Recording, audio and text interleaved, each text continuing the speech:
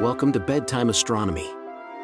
Explore the wonders of the cosmos with our soothing Bedtime Astronomy podcast. Each episode offers a gentle journey through the stars, planets, and beyond, perfect for unwinding after a long day. Let's travel through the mysteries of the universe as you drift off into a peaceful slumber under the night sky. Imagine a world, right, that's actually larger than the entire planet Mercury. Which is already pretty hard to wrap your head around. Exactly. And, imagine it's holding more water than all of Earth's oceans combined. Oh, wow. I mean, every single drop of rain, every river, the Pacific, the Atlantic, just multiplied several times over. It's massive. Truly massive. Right. But here's the catch. If you were actually standing on its surface, you wouldn't see a single drop of liquid anywhere. No, because the whole thing is just encased in this incredibly thick, completely impenetrable shell of solid ice. It's basically the ultimate locked planetary vault. It really is. I mean, when we normally conceptualize ocean worlds, we default to our own experience. Fair, like an ocean breathing and interacting with an atmosphere. Exactly. But a subsurface ocean that is completely decoupled from stellar radiation, it represents a fundamentally different paradigm of how a planet or a moon actually evolves. Well, today we are traveling to Ganymede. It's Jupiter's largest moon, though honestly calling it a moon almost drastically undersells its scale. Oh, definitely. It's the solar system's largest satellite. It's an absolute interplanetary heavyweight. Yeah, and what makes it a true anomaly, like the thing that really sets it apart, is that it's the only celestial body besides Earth and, well, the giant gas planets, to possess its own intrinsic magnetic field. Which is a huge deal. From the outside, you look at Ganymede and it just looks like a dead, crater-pocked sphere of ice. Right, it's just a frozen rock. But beneath that crust is this churning, super dynamic, chemically rich environment. And actually penetrating that environment, figuring out what's going on down there, is the primary objective of the European Space Agency's JUICE mission. Right, the Jupiter Icy Moons Explorer. Exactly. It's currently navigating its transit out to the Jovian system. And to really understand what JUICE is looking for, we have to unpack the mechanics of cryovolcanism. Basically, ice volcanoes. Yeah, ice volcanoes.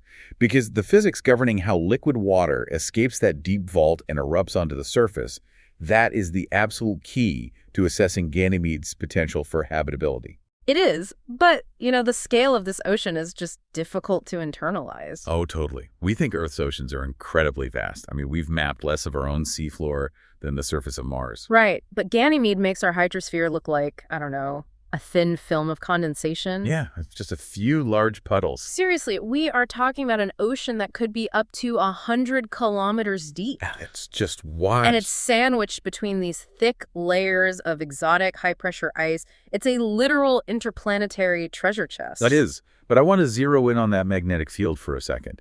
Because in planetary science, having a magnetic field is basically a massive flashing neon sign about a body's internal state, right? Oh, absolutely. It really is. A magnetic field is like the diagnostic heartbeat of a planetary interior. How so? We're comparing it to Earth. Yeah, so on Earth, our magnetosphere is generated by what we call a geodynamo. It's a convective process driven by the Coriolis effect happening deep within the molten liquid iron of our outer core. Okay, so you need a lot of heat for that. Exactly. It requires an immense sustained thermal gradient to keep that convective engine running.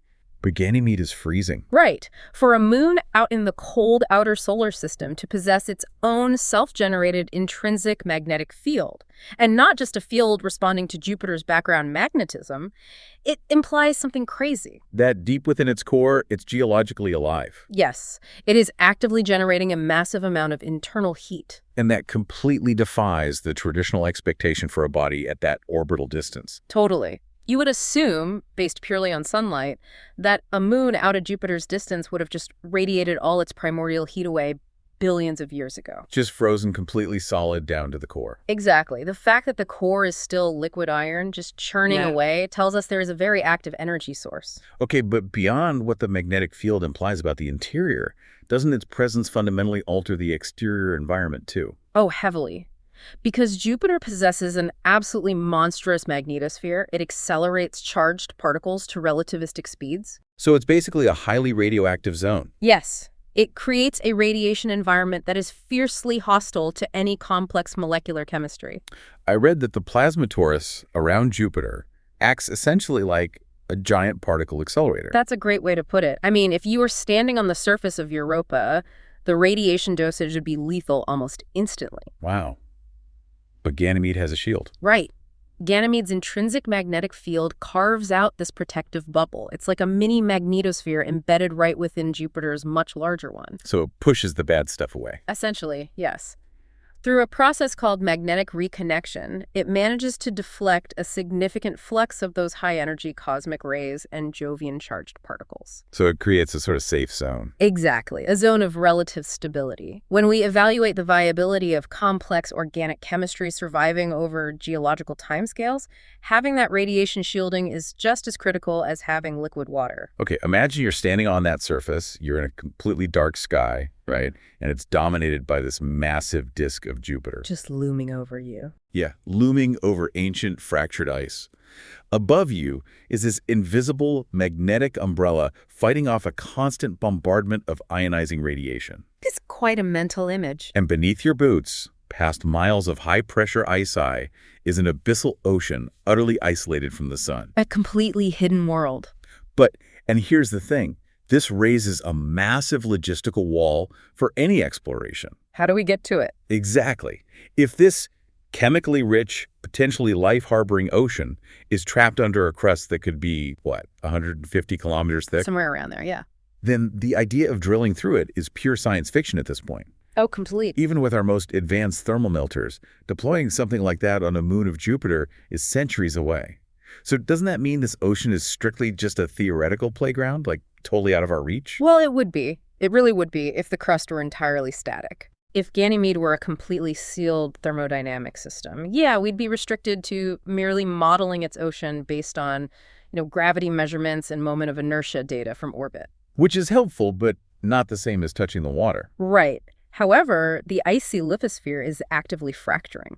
The ocean, driven by these intense internal pressures and thermal dynamics, actually breaches the surface. So the vault opens. Exactly. The vault brings its contents directly to us. And this is where we cross into cryovolcanism. Yes. The mechanics of this are just wild to me because it requires us to completely swap out our terrestrial geological vocabulary. You have to throw out everything we know about normal volcanoes. Right. We aren't dealing with silicate rock and magma chambers. The bedrock here is solid ice. And the cryomagma is liquid water. And it's not just pure water either. The thermodynamics of the outer solar system dictate that we are dealing with complex, volatile mixtures. So what's actually in it? This cryomagma is a slushy amalgamation of water, ammonia, methane, and various hydrated salts. Like an alien slushy. Pretty much. And the presence of these impurities, particularly the ammonia, significantly lowers the eutectic point, which is the freezing temperature of the mixture. Oh, so it stays liquid at much colder temperatures. Precisely. This allows the fluid to remain mobile and buoyant at temperatures where pure water would have just solidified into ice a long time ago. But the fluid still has to overcome incredible lithostatic pressure to actually ascend through the crust, right? I mean, water is dense. Very dense. To push a massive column of slushy ammonia water up through tens of kilometers of solid ice, that requires a massive pressure gradient. And a continuous source of heat. Right. So what is the geological engine actually driving this? Where does the heat come from? The engine is tidal dissipation, and it's driven entirely by orbital mechanics. Okay, break that down for me. So Ganymede doesn't orbit Jupiter in isolation. It exists in a highly specific mathematical relationship with its sibling moons, Io and Europa. They're locked together somehow. Yes, they are locked in what is called a Laplace resonance. For every one orbit Ganymede makes around Jupiter, Europa completes exactly 2 orbits, and Io completes exactly 4. Wait, exactly 4? Like perfect clockwork? Perfect clockwork. So they are constantly falling into alignment, exerting these cyclical gravitational pulls on one another. Exactly. And that constant tugging forces their orbits to be slightly eccentric or elliptical rather than perfectly circular. Which means the distance to Jupiter changes. Precisely. Because Ganymede's orbit is elliptical, its distance from Jupiter is constantly shifting, and Jupiter's gravitational field is just immense. So as Ganymede moves closer to the planet, the pull gets stronger. Right. The gravitational pull strengthens, physically stretching the entire moon. And then, as it moves further away, the moon relaxes. This creates a literal tidal bulge in the solid rock and ice of the moon itself. We sometimes use the analogy of a paperclip to visualize this kind of stress. Oh, the bending paperclip. Yes, that's a perfect analogy.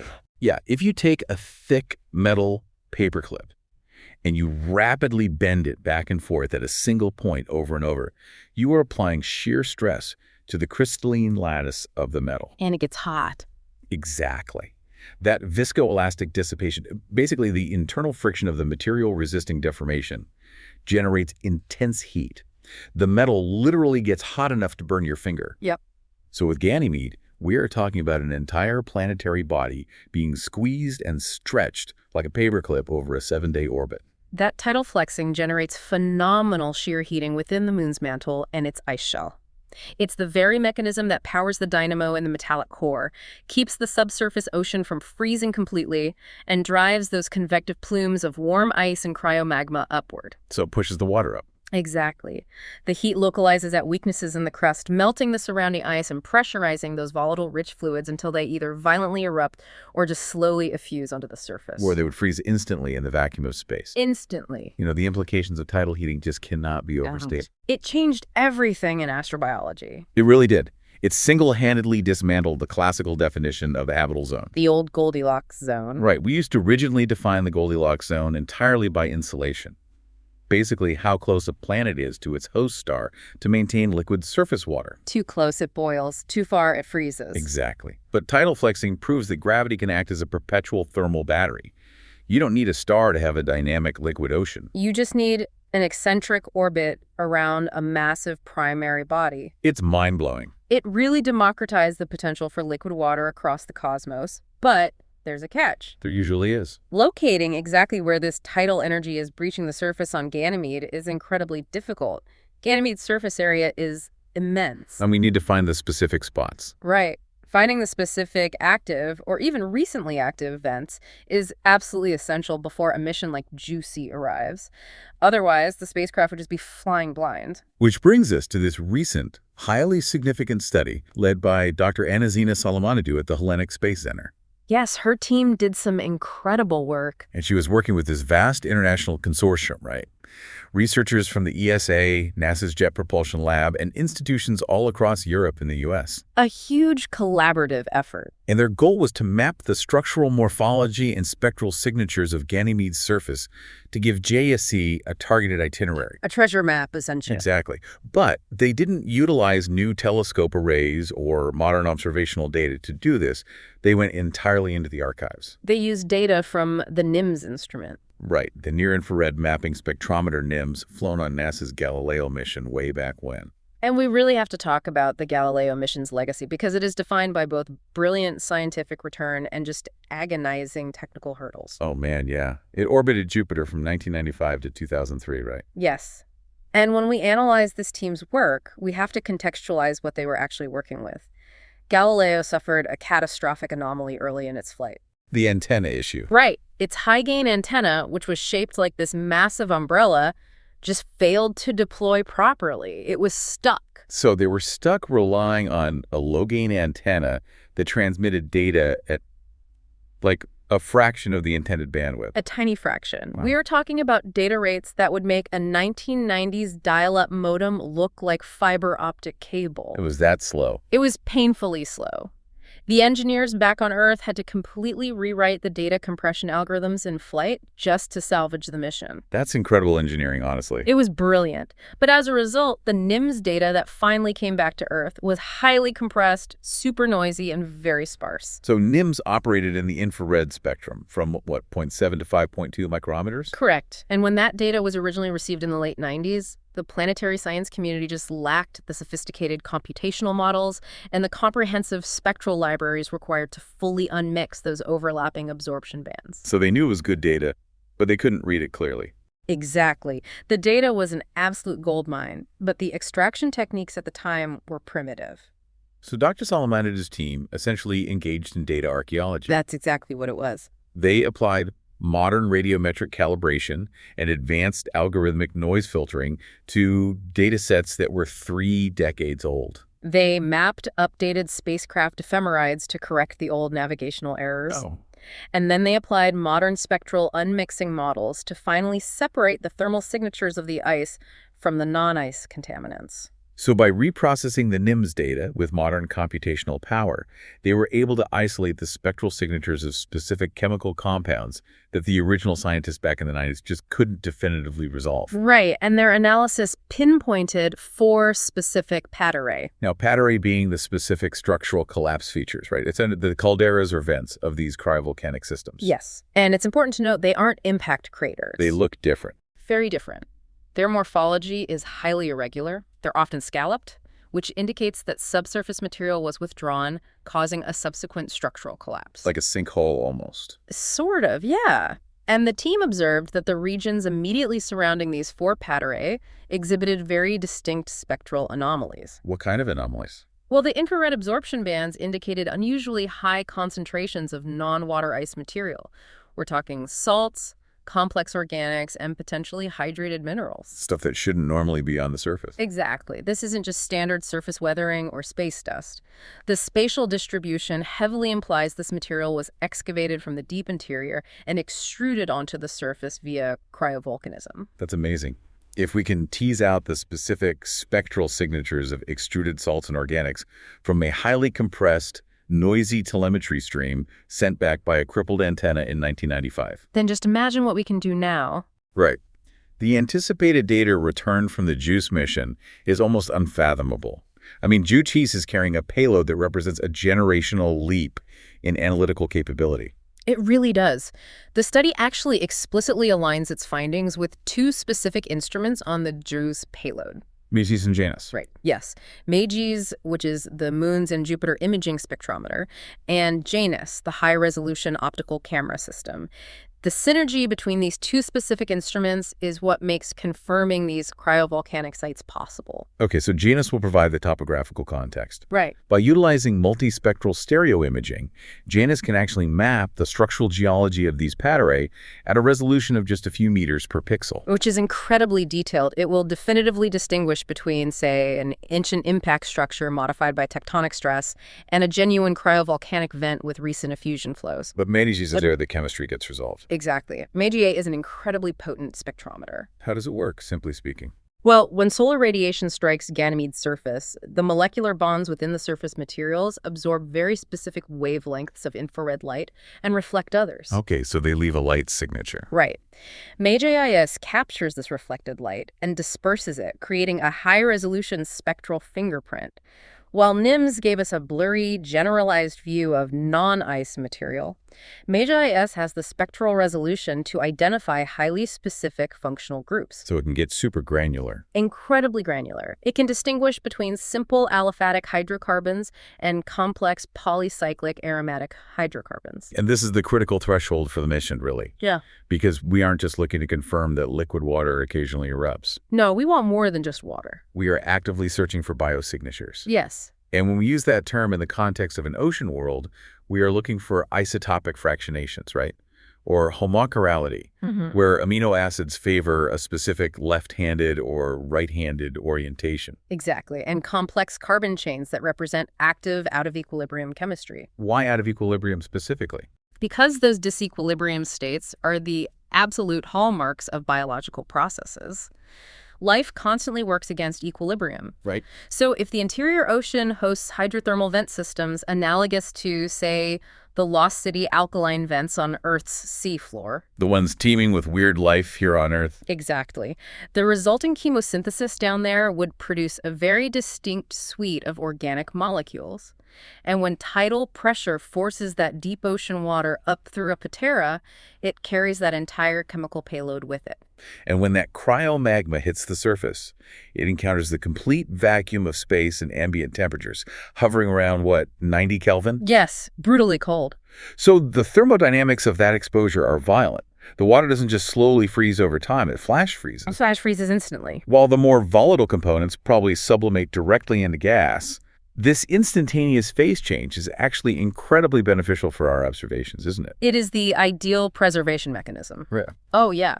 Because in a slow freezing terrestrial environment, You often see thermal degradation of delicate organic molecules. They break down. Oh, I see. But the flash freezing on Ganymede, it locks the complex molecular structures into the ice matrix almost instantly. So it protects them. Yes.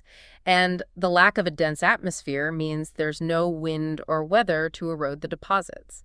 Now, they are subject to radiometric processing from Jupiter's radiation over time. Right, the particle accelerator we talked about. Exactly. But near the vents, the first deposits represent a pristine, snap-frozen sample of the subsurface ocean. It fundamentally changes our entire approach to planetary exploration. It really does. We don't have to engineer some impossible submarine capable of melting through 100 kilometers of cryogenic ice. Which is a relief for the engineers. For sure. We just utilize the natural planetary mechanics. The cryovolcanoes basically act as an elevator, dredging the abyssal chemistry all the way up to the surface for us to just look at. It's conceptually very similar to analyzing stratigraphy in Earth's ice cores. Oh, like when scientists drill in Antarctica. Exactly, Right. where isotopic fractionation of oxygen and trapped atmospheric gases give us a paleo record of Earth's past climate. But on Ganymede, the extruded ice provides a real-time chemical assay of a totally inaccessible alien ocean. We are literally reading the internal state of the moon just from its surface frost. Yes. If MAGIS points its detectors at the ejecta blanket surrounding Salamandre's Pateray and registers high concentrations of complex chained organics and specific hydrated salts, Of what? then it will firmly establish Ganymede not just as a water-rich body, but as a chemically active, potentially habitable environment today. You know, while Ganymede is obviously the primary target for JUICE, capturing the lion's share of orbital time, this entire endeavor is part of a much broader systemic investigation of the whole Jovian system. Oh, definitely. JUICE will also conduct extensive flybys of Callisto and Europa. And simultaneously, NASA is deploying the Europa Clipper, which is explicitly designed to map the ice shell and subsurface ocean of Europa. Because you really cannot study these moons in isolation. Their geological histories are inextricably linked by their orbital resonances. Like the 1-2-4 dance we talked about. Exactly. And when you look back at when the Voyager probes conducted their flybys in 1979, the data fundamentally shocked the scientific community. Because of Io. Yes. Linda Morabito famously discovered active silicate volcanism on Io. It proved the massive power of tidal heating for the first time. And that discovery immediately forced scientists to extrapolate outward. Because if Io is being melted into literal magma by tidal stress, then Europa and Ganymede must be experiencing enough internal friction to maintain subsurface oceans beneath their icy crusts. And we spent, 45 years analyzing those initial Voyager images? Yeah. And the subsequent Galileo data? Decades of work. Theoretically modeling these oceans, debating the thickness of the ice shells, and arguing over the energy budgets of their cores. We've basically known the water was there, but we just lack the sophisticated instrumentation to determine if the water was biologically viable. Until now. JUICE and Europa Clipper represent the true technological maturation of planetary science.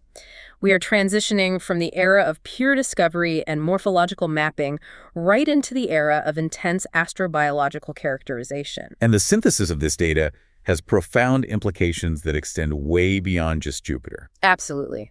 Understanding the chemical evolution of Ganymede provides a foundational blueprint for exoplanetary science as a whole. Because when we look at the exoplanet data coming in from Kepler and the James Webb Space Telescope, the traditional Earth analog, a rocky planet in a highly stable, warm orbit, that might not actually be the dominant model for habitability. Not at all. Gas giants are incredibly ubiquitous across the galaxy. Everywhere we look, we find gas giants. Exactly. And the migration models of gas giants suggest they frequently form and move through the orbital planes of developing star systems. Either they drag their moons with them? Yes. It is statistically highly probable that massive gas giants accompanied by systems of icy, resonant moons are a super common architectural feature of planetary systems galaxy-wide. Even rogue planets, right? Yes.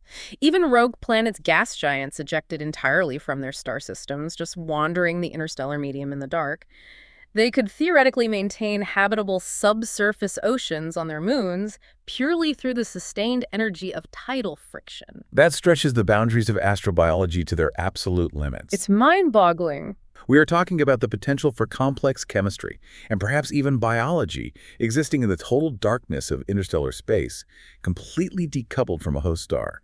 kept alive solely by the gravitational heartbeat of a giant planet. A heartbeat of gravity. If we bring this all back to the imminent data return we expect from JUICE, if MAGES actually confirms the spectral signatures of complex amino acids or disequilibrium chemistry around these pad array, how does that empirical data alter the fundamental equations we use to calculate the probability of life in the universe? Well, it drastically alters the variables in the Drake equation, for one. How so? Currently, Earth is our only data point for biogenesis.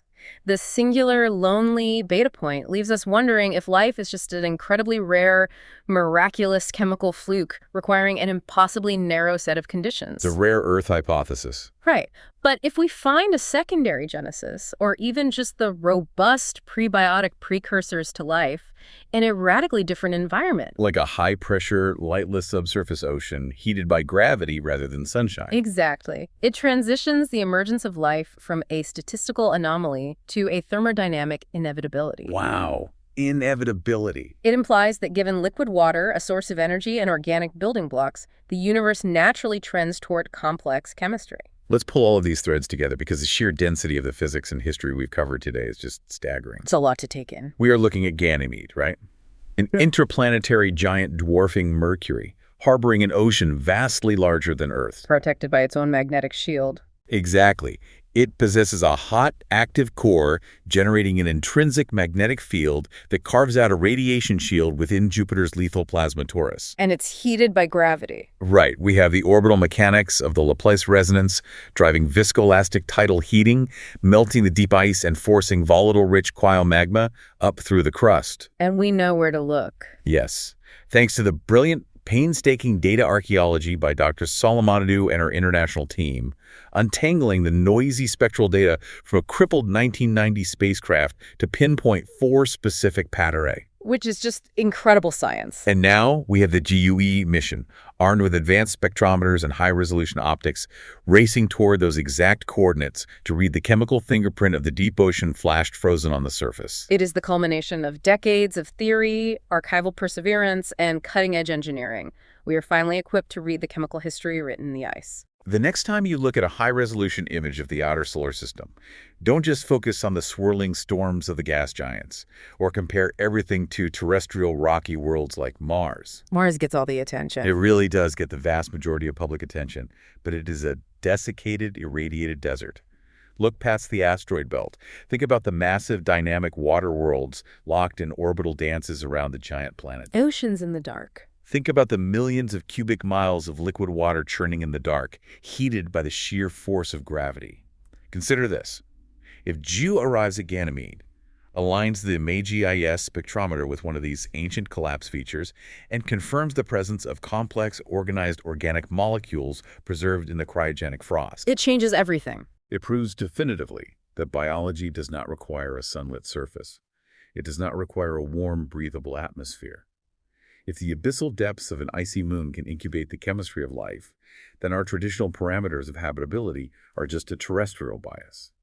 How many billions of hidden oceans across the cosmos, previously dismissed as frozen wastelands, are secretly harboring active, complex chemistry in the dark? We may find that the universe isn't sparsely populated by rare earths, but rather teeming with life that simply hides beneath the ice.